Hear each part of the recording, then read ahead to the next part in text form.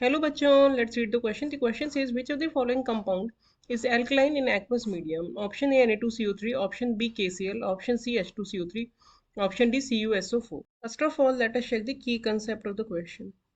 The key concept of this question is types of salts, or we can say classification of salts. Now let's check the complete solution of the question.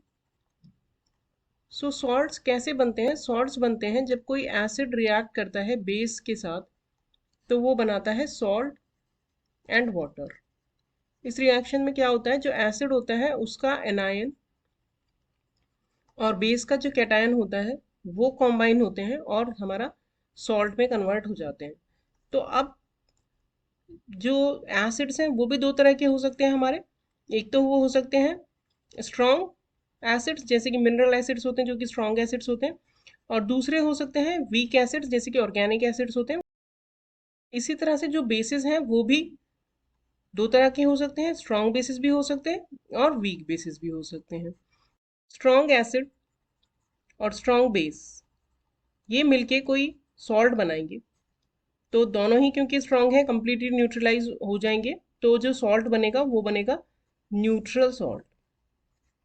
अगर हमारा जो salt है, sorry जो acid है वो week है और base हमारा स्ट्रॉन्ग है, तो उसमें बेसिक जो कैरेक्टर ज़्यादा होंगे क्योंकि जो OH नेगेटिव आएंगे बेस से वो ज़्यादा होंगे। तो या फिर हम ये कह सकते हैं कि बेस जो है वो कम्प्लीटली न्यूट्रलाइज होगा, लेकिन सॉरी कम्प्लीटली आयनाइज होगा, लेकिन एसिड जो है वो कम्प्लीटली आयनाइज नहीं हो पाएगा। तो न्यूट्रलाइजेशन जो है सॉल्ट का कंप्लीट नहीं हो पाएगा और वो ज़्यादा रहेगा टुवर्ड्स द बेसिक साइड, क्योंकि बेस ज़्यादा मात्रा में है, तो जो सॉल्ट बनेगा वो होगा बेसिक सॉल्ट।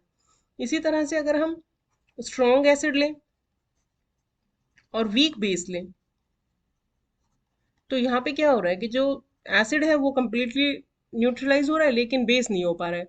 तो जो एसिड है वो बेस को तो न्यूट्रलाइज कर ही देगा, लेकिन उसके बाद भी कुछ एसिड बचेगा, तो इस तरह से जो सॉल्ट बनेगा वो हो जाएगा एसिडिक सॉल्ट। और अगर हम वीक एसिड और वीक बेस लेते हैं तो ये ऑलमोस्ट न्यूट्रल होते हैं, कंप्लीटली न्यूट्रल तो नहीं कह सकते क्योंकि ये डिपेंड करेगा उनके परसेंटेज ऑफ आयनाइजेशन पे, कौन कितना परसेंट आयनाइज हो रहा है उसके ऊपर डिपेंड करेगा, बट ऑलमोस्ट न्यूट्रल सॉल्ट्स होते हैं। टूवर्ड्स 7 ही उनकी पीएच होती है, अप्रॉक्सीमेटली 7 के आसपास होती है।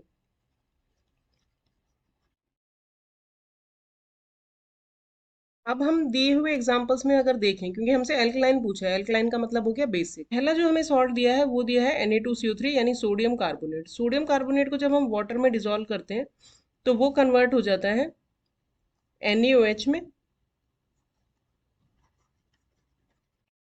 और H2CO3 में। तो NaOH जो है वो है स्ट्रॉन्ग बेस और H2CO3 जो है वो है वीक एसिड, यानी कि जो ओवरऑल हमारा सॉल्ट है वो है बेसिक सॉल्ट।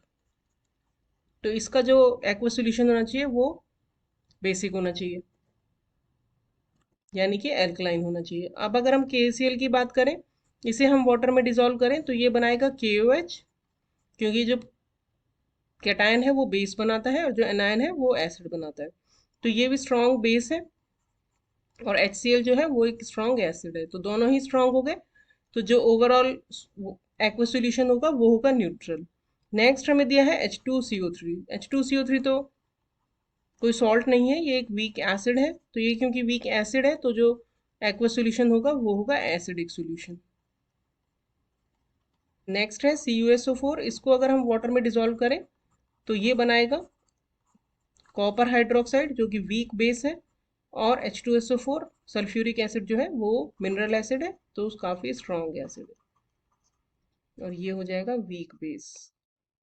तो हमारा जो सॉल्यूशन बनेगा एक्वस वो भी एसिडिक बनेगा। तो ये वाला भी एक्वस सॉल्यूशन एसिडिक हो गया, ये वाला भी एक्वस सॉल्यूशन एसिडिक हो गया। ये जो है एक्वस सॉल्यूशन वो न्यूट्रल हो गया क्योंकि दोनों स्ट्रॉन्ग हैं, और जो ये है फर्स्ट वाला ये हमारा हुआ Na2CO3 का सॉल्यूशन एल्कलाइन और बेसिक। तो हमारा करेक्ट आंसर हो गया option A. Hope you understood the solution well, thank you.